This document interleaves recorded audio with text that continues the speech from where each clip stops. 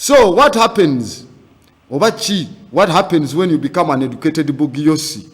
Babugiyosi bayonona kye tuyita the original order ya aristocratic privileges ezibeera mu society yaabwe. And what happens there? Neba establishingawo embeera empya eyitibwa the chaotic civic equality. Now follow what I'm saying. Goberera saagala anyway nabagamba kasitoba ng'olina kye bayita laaka. Program eno gyesonyiwe. Bw'oba olina laaka LUC, low understanding capacity, giveeko. Nkugambye batondawo kye tuyita the CCE, chaotic civic equality. Kyekibaamu mu ekyo batambulira ku philosophy gamba abuse the indebted, over the indebted, those one who have debts, poorly educated people, monarchy corrupts, and society, and what they call aristocracy crumble. Mumbera eba eriwo. Zulu lwaki ekikwogeza ebyo byonna nti bwe tusoma mu bitabo ng'ebya Karl Marx. Karl Marx omumanyi gwe. Karl Marx aleta kye bayita Marxism. Abantu abatambulira ku mbeera ya Marxism philosophy kwe kuli abasajja nga Che Guevara, abasajja ba Fidel Castro, abantu we batyo bagamba it's the social class that came to own the means of production during modern industrialization. Nga balina kye tuyita socio-stereo concerns and the value of property. Then ne batambula ku preservation of capital. Okuteekawo embeera ey'omuggundu etambulira nga ebyobusuubuzi n'ebirala mmwe mubirina. What do they have? They have what is called perpetuation of their economic supremacy mu society. Nkyogedde mbadde nakaseera awo ngenzo tuuka nga bangambye wano Uganda tokyasobola kugula tiles. Tocha nga gosobola oleta tiles ozituusa hano mu Uganda, ceramics ozitunde wali nakasero nga toli mu government, nga tolina Luganda kubali mu government, tekisoboka. Mbadde awo nga I was doing field sampling, ntandise okuwulira ensonga zebatadde mu bantu. Kati oli wagamba tokyasobola ebyo bishopinga ebyo, kati be babyefuga bali mu government baba bonoonye entegeera yo mu psychology, bakikola kye bayita creative destruction. Kati creative destruction yono gwe, because you are educated to a level eyokubanga olina kuba servant emiyasaf, you are an educated Bugiyosi, baba basobola okupenetratinga your mindset nga bakozesa embeera economic reforms ne bateekawo obuntu bonna obulala, so you become a domicile person mu mbeera eyo, n'obeera nga you cannot value property. Tokyalina preservation of capital ali safe. Ogamba nze okuyingira tiles ezo banteekeko omusolo omungi nga bali abayina ab'enganda mu government bazingiza tebabajjaako omusolo. Kampreserving obusente bwange ngende nsuubule mu birala. Ebirala by'osuubula bwe banaabiyingiramu nga nabyo biddukamu ng'ogenda mu birala, nga nabyo bivaamu ng'ogenda mu birala.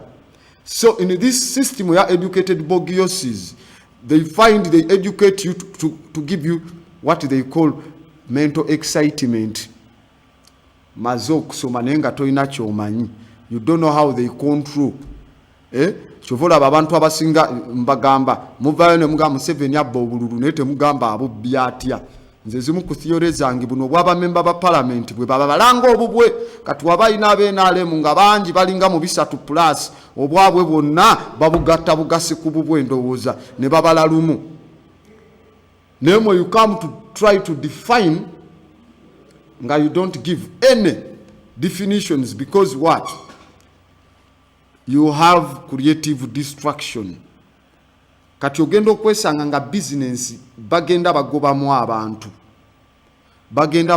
abantu twabiraba wano ne babagoba mu kulima ne babagoba mu birala ne babagoba because bakuwako education for just simple excitement. You don't have that, so you become uneducated. Anyway, omanyi bagamba the trouble with the lecture is that it answers questions it hasn't been asked. Kati ekyo ino kimanya mweno lecture ntugenda mu maaso nga ngenda kusumulira ne AI kikyekola kuggwe wadde tuba n'essaawa emu naye tujja zikwasaganya mpola.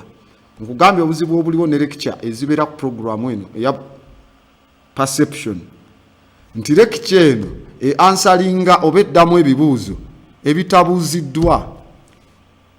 Kati olina kumbuuza nga mmaze kusomesa kati bwe buzibu obw'amaanyi.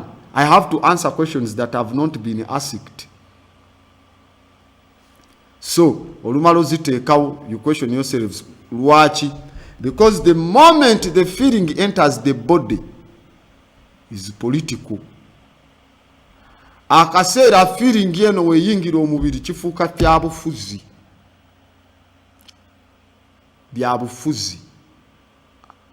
I'm not speaking about leadership. Siri mkwogera ku bukulembeze, njogera ku rulers.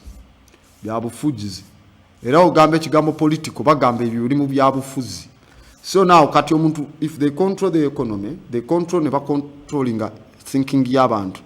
They control value added tax ku bintu by'abantu. They control that money goteekayo ku tini namba. Ng'abantu bajja n'atandika ozimba ekizimbe ku ssente ze yeewoze mu banka. Nga banka emuwoze ssente nayo yawolebwa ssente ezaffe eza NSSF. Ne bazikwata baziwola banka ne babbira eyo ne baziwola banka ne bivaayo ne biwola mu abantu abawoleddwa n'atandika ozimba ekizimbe. Nga atandise okizimba bano be bayita manya kasiita manya baki ne bajja ne bapangisa emizigo nga bakyalina mu kizimba. Namugamba emizigo egyo gyabo gyetaagamu meka nti emitwalo kale njagalamu obukadde busatu bo ne basasula obukadde busatu ng'obudde bukyali mwene mujja okukolera mu business ne babagamba buli omu asasula obukadde 5 kyokka ng'omuzigo mugugabana abantu nga 6 buli omu obukadde 5 ng'obubbi bwe butyo bugenda mu maaso nga naawe obumanyi nga buli eyo. Just confess tomanyi. Mugamba kati zulu ebyo ne bwogera ffe tukole tutya kubanga oli apangisiza ekizimbe oba kizimbye sente yewoze mu banka ewoleddwa ezizo eza NSSF gwe omukozi azze atandise okizimba mulimu abakyayijakinze wakati bapangisiza balinyisiza gwengojja. But because we have what we call creative destruction gye bataddewo means of production mu modern industrialization oba tosobola zifuga. Lwaki? Because waliwo ebintu ebikuyamba okujjawo embeera eyo ey'okulowooza n'okuva mu nnaku. Now what happens? What an amazing gift to help people, not just yourself. Kino kintu kyewuunyisa kitya ekirabo eky'okuyamba abantu gwe nga teweeyambye. You are giving them the money. Batwala ogamba bagende batwale naye era bijja tuuka bigire kye twalina nga kye bagambanga ebibbe tebyala. Olugero olwo sinze Muganda yasookawo naye olugero olwo waliwo bituuka ne tugamba ebibbe waliwo ebituuka ne byala. Ababbe Congo sente ne baziteeka ku ggwanga lya Uganda bakyeyagala abalala bafudde ne bazirekawo abaana baabwe n'abazzukulu bakyalya. Kati eyo enkolima y'okweteekako ennaku bakubbye ate you inflict defeat on yourself. Ebibbe tebyala compensation arguments, they are not going to take you anywhere. Mukitegeera nagamba words are singularly the only weapon that we have now. We can either choose to use them constructively, or we can choose to use them to create despair. Ebigambo kyekyokulwanisa kati kyetulina, tusobola okikozesa okweyonoona, oba ne tusobola okikozesa okuzimba ebintu ebigendo tuyamba, nga bwe tubijja mu bigambo ebyo tubiteeka mu nkola. Ebibbe tebyala ne batugamba ebikolimo by'enkoko tebitanga kamunye. Omanyi abantu abakolimidde gavumenti eno, fe abakubiddwako ku migga egyo tugimanyi, ne tukolima naye lenkya ne tuddayo ne bakuba, ne luli ne muddayo ne bakuba ne mukolima. That is compensation arguments. Act oba don't discuss your strategy with the enemy. Wano tuli mu kusomesa abaddugavu. So why? It is easy in the world, let me choose my statements very wisely. It is easy in the world to live after the world's opinion. It is easy in solitude to live after our own. But the great people, or the great person, is that one, she or he, who in the midst of the crowd keeps with perfect sweetness the independence of solitude.